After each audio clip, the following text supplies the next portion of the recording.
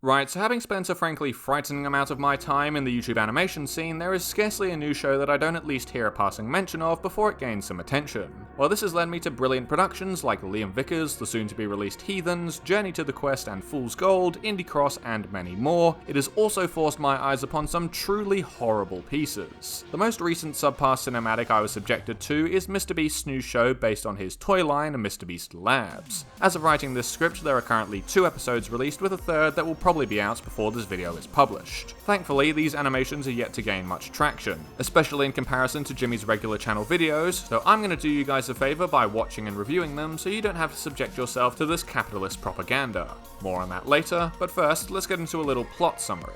The lore behind MrBeast Labs in general, and this series in particular, is that Jimmy and his elite unit of incredibly intelligent friends managed to create a synthetic material known as pandemonium particles. These modify the genetic structure of anything they come into contact with, creating monstrous creatures or beasts. The synthesis of these particles, as well as the experiments they are used for, is conducted in a 100-story underground laboratory called the MrBeast Labs.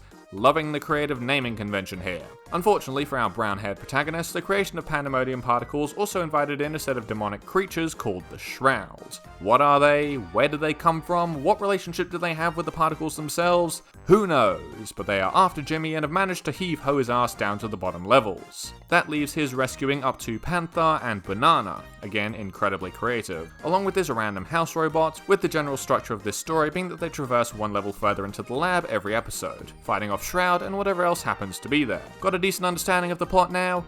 Good, because you will get absolutely none of that information if you were to just watch the show, which leads into my first major criticism. The writing is an absolute joke. None of the backstory is properly explained, despite what this snarky description would have you believe. There is very little time to process what the characters are actually saying, and none of them really go past the surface level caricatures they represent. Panther is angry, Banana is stupid and overconfident, and the robot whose name I've already forgotten is trying to be helpful in the most unhelpful way possible. That's it. There's nothing more going on. This is especially frustrating for me because one of the credited writers of this show is the same guy who worked on the Clone Wars, one of the best written animated shows of the 21st century, so there is clearly something going very wrong here. You could make the argument that the writers simply don't have the source material to work with, and the concept of the canon is very poor, but a good writer can spin something vague and basic into a good story. More likely, the cause of the writing being such a blatant mess is a combination of 2 things: low time and too many animators. In a post on the channel, Jimmy noted that the reason the episodes of this series are so short is because animation is expensive, something that he is absolutely correct about. Full-length animated videos can take hundreds of thousands of dollars to produce, so if you lack the resources, sticking to a shorter time frame isn't a bad idea if you know how to deal with it. The problem is, Jimmy does not know how to deal with it. He has stated before that making an animated series has always been a passion project of his, so he's likely directly overseeing large parts of the hiring and what goes into the episodes. This means that he has chosen to hire a full-blown animation studio's worth of people to work on this project. Look at this credits list. Nothing about this is necessary. People have made beautiful animations of this length with teams of just a half dozen people. Some extraordinarily talented individuals can do it by themselves. I point your attention to one of my favourite short animations, Scattershot. You did not need to hire near on 50 people to make this show. But Uncom, you may be thinking.